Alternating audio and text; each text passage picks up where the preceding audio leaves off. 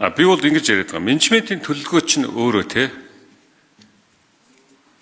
жил бүр гэдгийг би хэлээд байгаа байхгүй. Жил бүрээр оруулцгаа. Хайгуулаа хийхгүй те жил бүр одоо менежментийн төлөвлөгөө батлуулахгүйгээр явах юм бол лицензлэгт хүндэсэл болж байгаа шүү дээ. Тэгээ ийм лобби орж иж гэнэ үл гэж хараад байхгүй юу. Энэний цаана юу гэхээр орон нутаг, сум орон нутагтай харьцдаг харьцаа байхгүй болж байна. Үндсэндээ бол юу хэлэх гэж байна гэхээр ер нь эдис байлгийн зөвлөлдөр бол бидний хэд хайгуул хийгээгүй нэг баахан хий хоосон цаасан урж батлагдаад байна. Энэ цаашаа дамлагдаж зарагдаад байна. Тэгээ дараа нь нэг баахан үйл ажлын төлөвлөгөө гараад үйл ажиллагаа явуулахад юм гардаг. Тэгээ аж ахуйн нэгж дампуурдаг. Ийм эрсдлүүд гараад байгаа байхгүй юу? Орон нутаг дээр жишээ нь. Тэгэхээр энэ эрсдлийг хаах үднээс нь жил бүрийн тэр менежментийн төлөвлөгөө баталж явах хэрэгтэй. Хийж явах хэрэгтэй. Тэгжээж тэр сум орон нутагтай хайгуулсан бай бусад үйл ажиллагаа явуулж ийж энэ гаруй хэсгээ тэр эцэстээс нь авах хэрэгтэй гэж хэлээд байгаа байхгүй биний хувьд.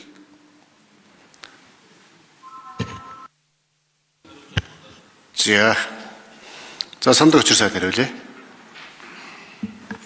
За жаргалсан гишүүний асуултанд хариулъя. Манай засгийн газар чөлөөлөе гэдэг энийг эхлүүлээ явж байгаа. Энэ бол иргэн аж ахуйн нэгжүүдэд төрөөс үзүүлж байгаа үйлчилгээг аль болох түргэн шуурхай хүнд сурталгүй ийм болгоё гэж байгаа. Ингээд уул уурхай, хөдөө аж ахуй, зам тээвэр барилгын томоохон төсөл хөтөлбөрүүд хэрэгжихээр за мэдээж ерөнхий үнэлгээ хийж байна. Наривчлсан үнэлгээ хийж байна. Байгаль орчны менежментийн төлөвлөгөө бол одоо мөрдөж байгаа хуулиар жил болгон аж ахуйн нэгжүүдээс авж байгаа хийлгэж байгаа. Тэр нь юу вэ нөхөр ерөөсөө наривчлсан үнэлгээг одоо 5 жилийн хугацаанд ингээд энэ жилд нь 26 онд нь 27 онд нь 28 онд нь хийж хэрэгжүүлэх ажлыг л хийж байгаа шүү дээ менежментийн төлөвлөгөөр. Тэгээд жил болгон манай яамн дээр аж ахуйн нэгжүүдийг менежментийн төлөвлөгөө батлуул гэдэг доод тал нь одоо 3-4 сараас ахуулаад дээд нь 2 жил орчим хугацаанд ингээд ерөнцөндөө аж ахуйн нэгжүүдийг маш одоо Загүүцэг хариулж санд өчр сайд. Ингэж аж ахуйн нэгжүүдийг ингэж одоо хүн суртал үзүүлж ингэж зөвхөн тэр одоо наривчлсан үнэлгээг менежментийн төлөвлөгөө ингээд жилийн төлөвлөгөө баталж өгөхийн хооронд аж ахуйн нэгжүүдэд маш хүнд суртал болж байгаа. Тийм учраас ийм одоо хүнд суртлуудыг арилгах үүднээс аж ахуйн нэгжүүдэд одоо энэ шат дараалалтай байдлыг арилгах үүднээс энэ одоо менежментийн төлөвлөгөөг жил бүр биш 5 жил тутамд ихтэй 2 жилд нь одоо аудитын дүгнэлт дээр одоо хяналт шалгалтаа хийгээл явж байгаа шүү дээ. Тийм учраас энэ аж ахуйн нэгжүүдэд аль болох төрийн одоо хүнд суртлыг одоо түргэн шуурхай болгох түргэх үйл ажиллагааг одоо саад тэг хотгор багтаа байх ийм үүднээс л одоо манай энэ хуулийн одоо бас нэг одоо шин чиглэлийнх нь гэдэг юм уу гол зорилгынх нь нэг агуулга нь энд чиглэж байгаа шүү дээ. Тийм учраас энийг бол одоо бас аж ахуйн нэгжүүд бол маш сайн дэмжиж байгаа. За ажлын хэсэг нэмж хариулъя уян гишүүн. За сая сайдын хэлсэн агуулга болохоор зөвхөн наривчлсан үнэлгээтэй төслүүд юм аа. Тэр нь ашиглалтын цохол зөвшөөрлөлтэй гэсэн. Та болохоор би ойлгохдоо хайгуулын цохол зөвшөөрлийн жил болгон баталтгийг яриад байна гэж ойлгосон. Тэгээд та бас нэг ашиглалтын ашигт малтмлын тухай хуулийн дээр байгаа нөгөө цуцлах үндслийг бас хэлсэн. Тэр ашигт малтмлын тухай хуулийн зохицуултыг яриад байгаа байхгүй юу? Ашигт малтмлын тухай хууль ерөөсө дагаж энэ хуулийг орж ирээгүй учраас тэр хэвээрээ байгаа.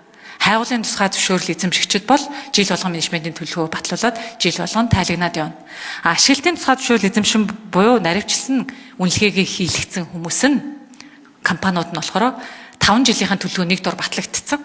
Өөрчлөлт орвол тэрийгээ дахин батлана. Гэхдээ жил болгон тайлангаа өгдөг нь хэвээрээ. Тэгэхээр ашигтын хууль бол ерөөсөө хөндөгдөөгүй хэвээрээ л байгаа гэсэн.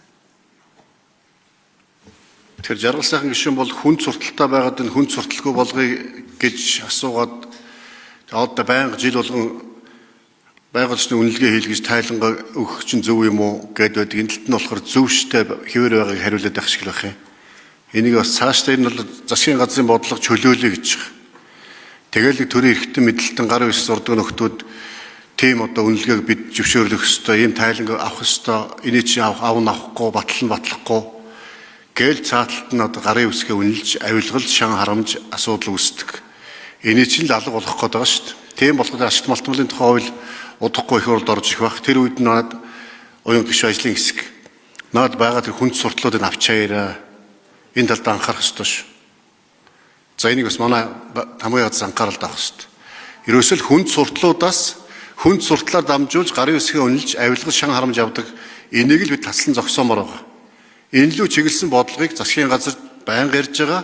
Улсын хурлч гэсэн энэ лүү чиглэсэн бодлогыг хуульчилж батлах ёстой. Үүнд энэ бодлогодоо нийцүүлсэн хууль батлах ёстой гэдэг. Энд бас онцгой анхаарч ажиллацгаая гэх шүү дээ.